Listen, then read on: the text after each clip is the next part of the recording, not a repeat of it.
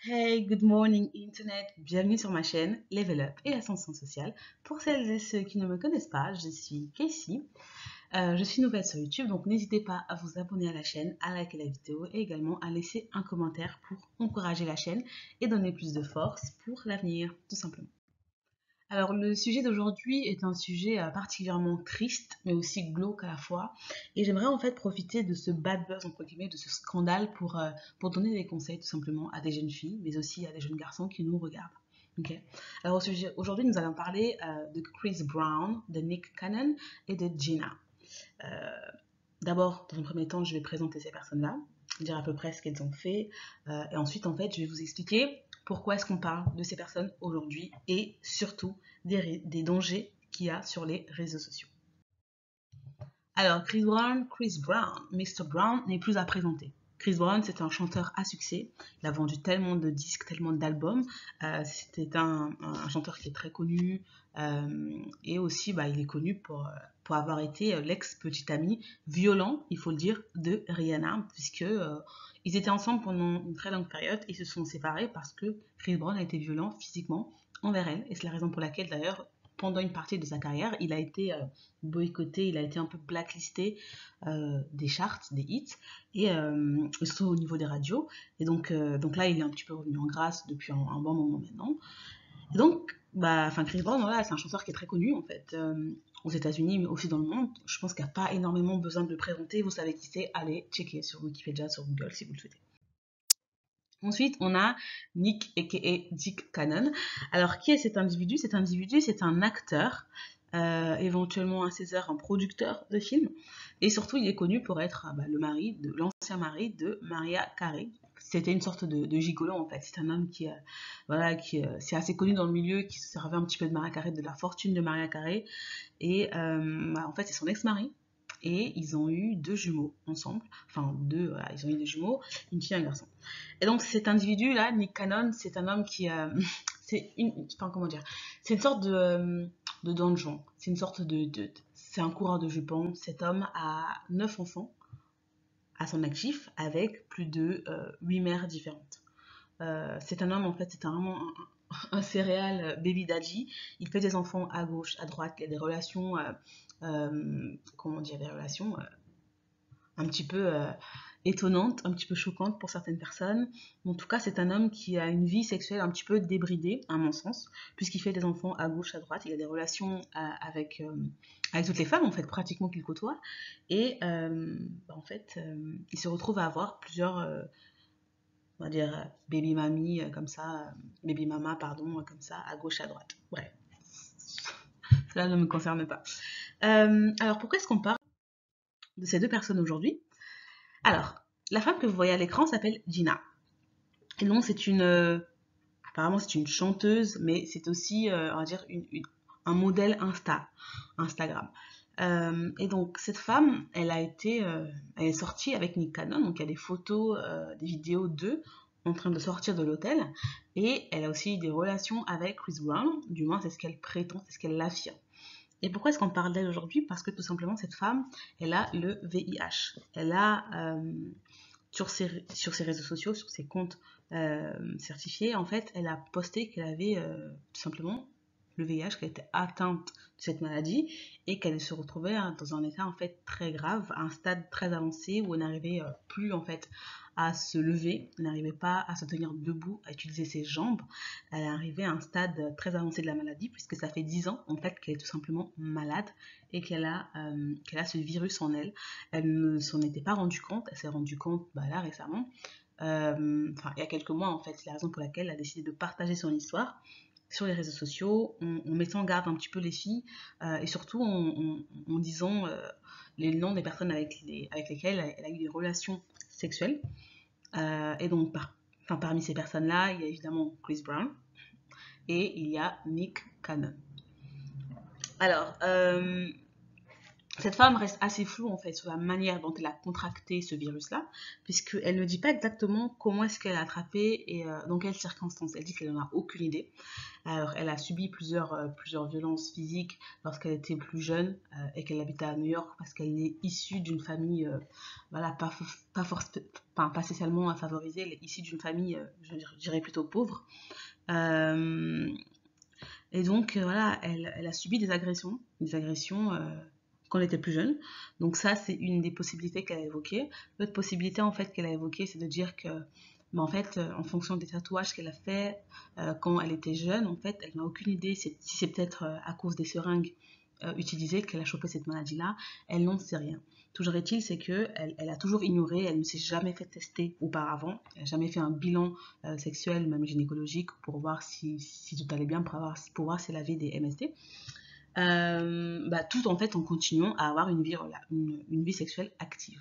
Et donc ça c'est vraiment le premier point sur lequel je souhaitais vous mettre en garde. Donc les filles, également les garçons qui me suivent, vous devez prendre votre vie au sérieux. Vous devez prendre euh, comment dirais-je, l'aspect en fait santé de votre vie très au sérieux en fait. Une femme qui est active sexuellement, et c'est valable aussi pour un homme, doit faire des bilans de santé de manière régulière. D'abord, c'est pour vous que vous le faites, mais aussi pour ne pas mettre en danger les personnes avec qui vous allez avoir ces relations. D'accord. Donc cette femme, à son âge avancé, je pense qu'elle a presque 27 ans, si je me trompe pas, elle n'a jamais fait en fait de bilan médical, de bilan de santé pour savoir si tout allait bien, pour savoir si elle avait des maladies, etc.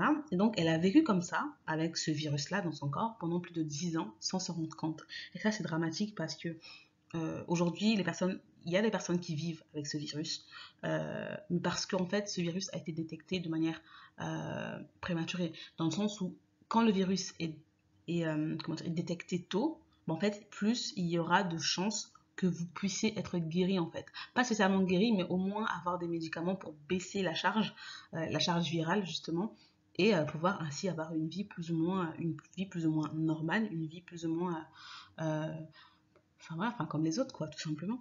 Et donc la première erreur c'est qu'elle a commise, c'est que elle ne s'est pas faite dépister.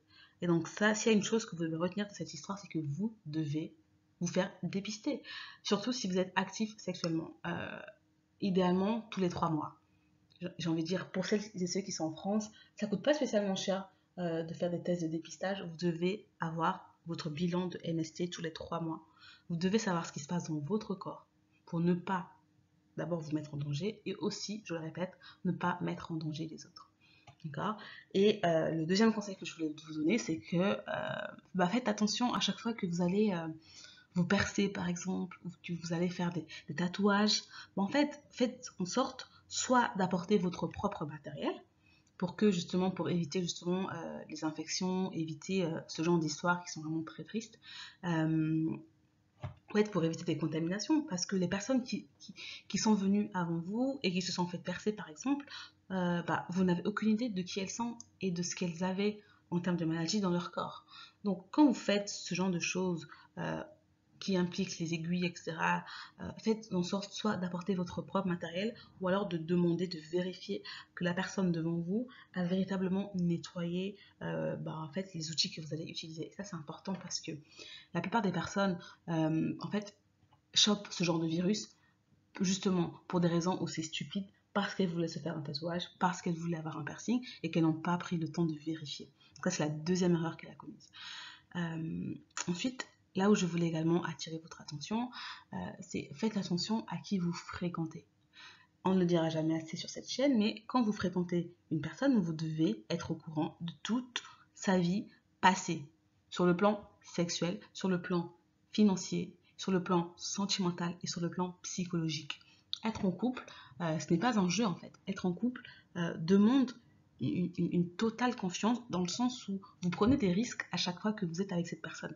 Donc si vous ne faites pas vos recherches en amont et que vous tombez sur un psychopathe, j'ai envie de vous dire que bon courage pour la suite quoi. Si vous tombez sur un psychopathe et que vous êtes avec lui un soir, il décide de vous tuer, voilà, c'est pas terrible. Voilà, donc là, j'ai parlé de l'aspect psychologique, mais il y a aussi l'aspect au niveau de la santé, il y a aussi l'aspect médical. Si vous tombez sur un partenaire qui a des maladies, d'abord lui-même qui l'ignore, et ensuite que vous ignorez, en fait, ça peut avoir des conséquences dramatiques. Et ça a été le cas pour cette jeune femme, en fait, Gina, que vous voyez à l'écran. Vous devez faire à votre partenaire des bilans de santé. Vous devez lui faire des bilans de MST. Vous devez lui faire tous les bilans de santé possibles et imaginables. Parce que quand on est en couple, ce n'est pas de la rigolade. Votre vie en dépend, réellement. Votre vie en dépend. Et donc, faites en sorte de connaître votre partenaire et d'avoir ces informations en amont avant de vous donner corps et âme dans ce genre de relations. L'autre aspect sur lequel vous devez faire attention également, c'est l'aspect économique. Et ça, je le répète encore une fois, vous devez être au courant si le partenaire avec qui vous engagez est par exemple fiché à la Banque de France. Vous devez savoir d'où viennent ses sources de revenus. Vous devez savoir quelle activité est-ce qu'il fait, est-ce que c'est légal ou non. Parce qu'il y a des filles qui sont sorties avec des personnes qui vendent de la poudre blanche dans les quartiers et qui, une fois que la police est arrivée, elles ont été embarquées et mise en prison parce que considérée comme complice. D'accord? Ça, c'est quand même une chose à laquelle vous devez faire attention. Donc, c'est important de connaître, de bien connaître la vie antérieure de vos partenaires. D'accord? Et en fait, de faire en sorte que vous sachiez X, Y, parce que ces choses-là peuvent avoir un impact, mais primordial et décisif dans votre vie et peuvent bouleverser à jamais le reste de votre existence. Et donc, pourquoi je dis ici que cette femme, Gina, a fait le mauvais choix? Parce qu'un mec comme Chris Brown, il est connu en fait. Il est connu parce qu'il est très violent. Il est connu parce qu'il est très instable. Il est également connu justement pour, on va dire, sa vie sexuelle très débridée, quoi. Ce n'est pas spécialement le genre idéal qu'on va présenter à sa belle famille, qu'on va présenter à ses parents. Cet homme-là, c'est un serial trompeur, d'une part. En plus de ça, on rajoute le casque de la violence faite à la femme. Et donc ça, c'est pas spécialement un partenaire vers lequel il faudra se diriger. Et puis voilà, il suffit en fait de regarder physiquement Chris Brown. Au début, quand il a commencé sa carrière, il était particulièrement mignon, particulièrement chou, etc. Mais en fait, plus il a évolué dans l'âge comme ça, et donc plus il s'est retrouvé à faire des tatouages, à avoir des comportements dangereux, des comportements excessifs, etc. Donc, les filles, évitez vraiment ce genre de personnes, d'accord? Des personnes qui n'ont pas l'air d'avoir une vie stable, des personnes qui ont physiquement, en fait, je ne sais pas comment l'expliquer, mais vous sentez qu'en fait, qu'il y a quelque chose qui n'est pas pur, qu'il y a quelque chose de toxique en eux, et ça se ressent, ça se voit en fait physiquement. Donc, fuyez ce genre d'homme. Et ensuite, il y a les hommes comme Nick Cannon. Donc, physiquement, il a l'air particulièrement stable, mais c'est pas le cas. Cet homme-là, c'est un serial trompeur. C'est un serial killer dans le sens où le mec, il fait des enfants à gauche, à droite. Le mec, il a des relations sexuelles non protégées. Il a des baby mamas chaque année, en fait. Et même, le record qu'il a fait, c'est qu'il en a mis plusieurs enceintes en même temps. Donc, c'est déjà un homme qui a une vie sexuelle débridée et en plus, qui ne se protège pas. Donc, j'ai envie de vous dire que si vous vous lancez, en fait, dans des relations avec des hommes comme ça, vous perdez votre temps. Non seulement vous perdez votre temps, mais ensuite, vous risquez de laisser votre peau dans ce genre de relation. Donc, vraiment, faites attention à ça. Et le dernier point sur lequel je souhaitais attirer votre attention, c'est les dangers des réseaux sociaux. En particulier, Instagram, c'est vraiment un réseau social que je déteste. Je trouve que tout est tellement faux, tout est tellement fake sur ces réseaux sociaux, c'est que si vous allez en fait, soit vous allez tomber dans la dépression, parce que vous allez sans cesse vous comparer aux autres, vous allez dire, mais pourquoi elle a un sac? Pourquoi elle va en vacances à Dubaï? Pourquoi elle fait ça, etc. Mais vous n'avez aucune idée de ce qu'elle fait derrière, en fait, pour pouvoir assurer ce lifestyle. Vous n'avez aucune idée des pressions qu'elle doit subir, des choses physiques qu'elle doit faire pour avoir ce lifestyle, en fait. Et les personnes qui sont sur Insta, en fait, elles sont là pour vous en mettre plein la vue. Ces personnes sont là pour faire en sorte que vous ayez envie, en fait, d'avoir la leur. Vous ayez envie d'avoir leur vie, en fait, pour que vous puissiez les envier. Mais ces personnes-là ne vivent pas dans la réalité. Personne n'est H24 hyper content, hyper beau, hyper belle comme ça, et tout le temps en vacances. Ce n'est pas la vraie vie, en fait. Il y a des personnes, mais en fait, pour avoir ce lifestyle, elles doivent travailler. Sauf que, en regardant sur Instagram, elles disent, mais putain, il y a un raccourci, en fait. il faut que je puisse trouver un moyen rapide pour devenir riche. En fait, c'est comme ça que vous tombez dans des travers, non seulement qui sont, j'ai envie de dire, détestables sur le plan moral, mais aussi en fait qui sont dangereux pour votre santé. C'est comme ça qu'on a retrouvé des femmes en train de faire du porta-potty ou je sais pas quelle connerie là à Dubaï sur des vidéos. C'est pour ça qu'on retrouve également le phénomène de Vixen, qu'on retrouve le phénomène voilà, j'ai pas envie de dire le nom, mais je pense que vous m'avez particulièrement comprise. On retrouve des personnes qui font des choses qui ne sont pas acceptables par rapport à la société, en fait. Tout ça pour des biens matériels et tout ça pour en fait impressionner des gens. En fait, vous voulez impressionner des gens que vous ne connaissez même pas, qui ne vous connaissent même pas. D'accord? Et ce n'est pas à vous de faire ça. Encore que je comprenne qu'il y ait une star comme Kim Kardashian, elle est payée pour faire ça. D'accord? Elle est payée pour poster voilà, elle est payée pour poster des photos d'elle en vacances, etc. Ok, d'accord.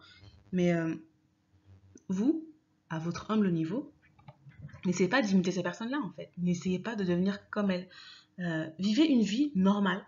Vivez votre meilleure vie, mais sans pour autant avoir besoin de l'exposer sur les réseaux sociaux, d'une part, et aussi de vouloir tout simplement impressionner les gens à chaque fois. Vivez votre vie à votre niveau. Si vous pouvez vous payer des vacances, tant mieux. Good for you. Si vous ne pouvez pas, ben c'est pas grave. Restez chez vous. C'est pas la peine de commencer à faire des choses illégales, des choses répréhensibles sur le plan moral, etc. Tout ça pour impressionner les gens, en fait. Instagram, c'est vraiment... pour moi, c'est une des choses les plus dangereuses qu'il y a au monde. C'est Instagram, quoi. C'est un des réseaux sociaux les plus dangereux sur lesquels il y a tellement de dépression, il y a tellement de fake love, il y a tellement des gens qui montent pour vous impressionner et qui ne vivent pas dans la vraie vie, en fait. Et là, je ne parle même pas des arnaques financières. Il y a des personnes, par exemple, qui vont se dire, oui, j'ai monté ma société, investi dans des crypto-monnaies, alors que ces personnes-là n'ont aucune connaissance, n'ont aucune légitimité à parler de ça, et vous allez comme ça tomber dans les pièges. Je ne parle même plus des arnaqueurs, des escrocs comme ça en ligne ou sur Internet. Voilà. Il y a tellement de choses sur ce réseau social, pardon. Vous devez faire attention. Vous devez faire attention vraiment. En tout cas, si vous pouvez éviter Instagram, honnêtement, je vous conseillerais d'éviter, mais voilà, chacun se gère, chacun voit midi à sa porte. Si vous avez un business là-bas à lancer dessus, très bien.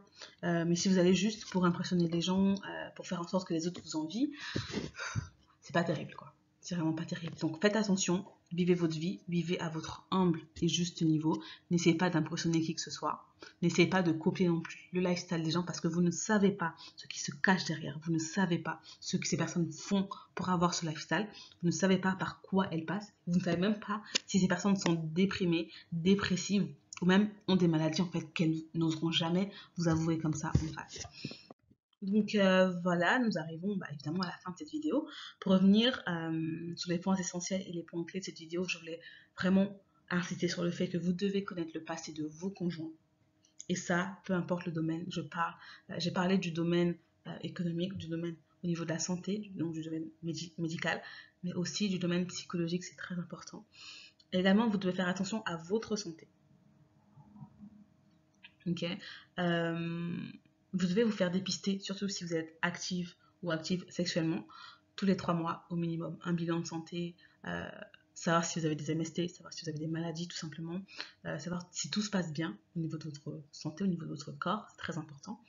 Et attention aux réseaux sociaux. Ne vous fiez pas en fait à ce que vous voyez sur Internet. Les gens vivent des fake lives en fait. Donc ne tombez pas dans le piège, ne commencez pas en fait à envier les personnes que vous ne connaissez pas sans savoir leurs histoires, sans savoir ce qu'elles font derrière. Ok, donc vraiment faites attention à ça parce qu'aujourd'hui en fait on retrouve cette femme qui souffre d'une maladie qui est très grave et derrière en fait on a aussi des personnes qui sont célèbres, qui sont liées à cette histoire mais qui ne vont jamais en fait l'avouer. Donc vous êtes là, vous pouvez envier la vie de Chris Brown mais aucune idée en fait que cet homme-là a peut-être une maladie que vous ignorez. D'accord? Donc faites bien attention à vous et nous arrivons à la fin de cette vidéo. Je vous demande comme d'habitude de vous abonner et de liker la vidéo afin de recevoir plus de contenu dans les prochains jours. Je vous dis à très bientôt. Bye!